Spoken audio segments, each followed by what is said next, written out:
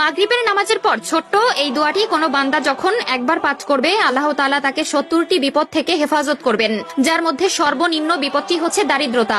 দারিদ্রতার চাইতে 70টি বিপদ আছে যেগুলো এর থেকেও অনেক বড়। এই দোয়াটির কথা নবীজি সাল্লাল্লাহু আলাইহি ওয়াসাল্লাম বলেছেন। তিনি বলেন, কোনো বান্দা যখন বিপদের মধ্যে পড়বে, মুসনাদে আহমদের বর্ণনা এসেছে, কোনো বান্দা যখন বিপদের মধ্যে পড়বে তখন যদি বিপদে পড়ার পর সে এই দোয়াটি পড়বে, পড়ার সাথে সাথে আল্লাহ তাআলা তার প্রতি ধেয়ে আসা 70টি বিপদ থেকে তাকে রক্ষা করবে। কাজেই ভিডিওটি মোটেই এড়িয়ে যাবেন না। আমাদের মধ্যে এমন অনেকে আছে যাদের বিপদ পিছু ছাড়ে না, সব সময় দুর্ঘটনা, অনটন এবং দারিদ্রতা লেগেই থাকে। কোনো কিছুতেই যেন তাদের সংসারে উন্নতি আসে না, কিন্তু ছোট্ট এই একটি দোয়ার মাধ্যমে সেই ঘরটি হয়ে উঠবে একটি ফুল বাগিচার মতো সুন্দর রূপে। প্রিয় দর্শক, অবশ্যই ভিডিওটি শেয়ার করে দিবেন সকল মুসলিম ভাই বোনদের মধ্যে, যারা এই ছোট্ট আমলটি করে নিজেদের জীবনকে আরো সুন্দরময় করে তুলতে পারবে। হতে পারে আপনার একটি মাত্র শেয়ারে যদি কেউ উক্ত আমলটি শেখে এবং নিজ জীবনে কায়েম করে, তবে শুধু সে নয়, তার উপকার পাবেন আপনিও। কাজেই ভিডিওটি শেয়ার করে দিবেন। মাগরিবের নামাজের পর ছোট্ট এই আমলটি এতটা মারাত্মকভাবে আমাদের জীবনে প্রভাব ফেলে তা হয়তো অনেকেরই অজানা। এমন অনেকে আছে যাদের এই দোয়াটি সম্পূর্ণ মুখস্থ আছে, তবে তারা এই দোয়াটির ফজিলত সম্পর্কে না জানায় এর প্রকৃত আমল করতে পারে না। প্রতিনিয়ত আমরা আল্লাহ তাআলার কাছে নিজের বিপদ মুক্তি ও শান্তির জন্য কতই না দোয়া করে থাকি, তবে সকল দোয়া কিন্তু কবুল হয় না।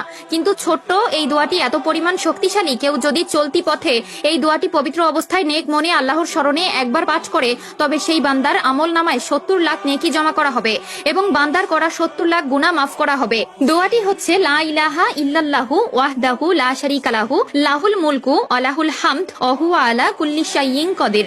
যদি কোনো বান্দা ছোট্ট এই দোয়াটি প্রতিদিন নিয়ম করে 3 বার কিংবা তার থেকে বেশি পাঠ করতে পারে, তবে আল্লাহ তাআলা তার দিকে আগত 70টি বিপদ নিঃশেষ করে দিবেন।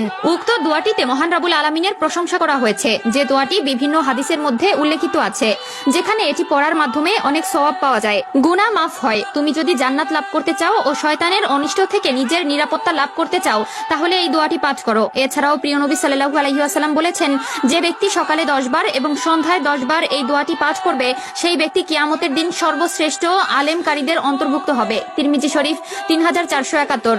এছাড়াও সহিহ মুসলিমের 2693 নম্বর হাদিসে উল্লেখ করা আছে, যে ব্যক্তি এই দোয়াটি 10 বার পাঠ করবে সে 4 জন দাস মুক্তি করার মতন সওয়াব পাবে।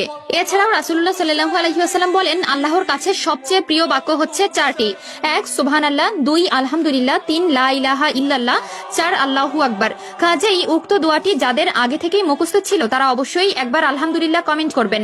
আল্লাহ তাআলা সকলকে নেক বুদ্ধি ও উক্ত দোয়াটি প্রতি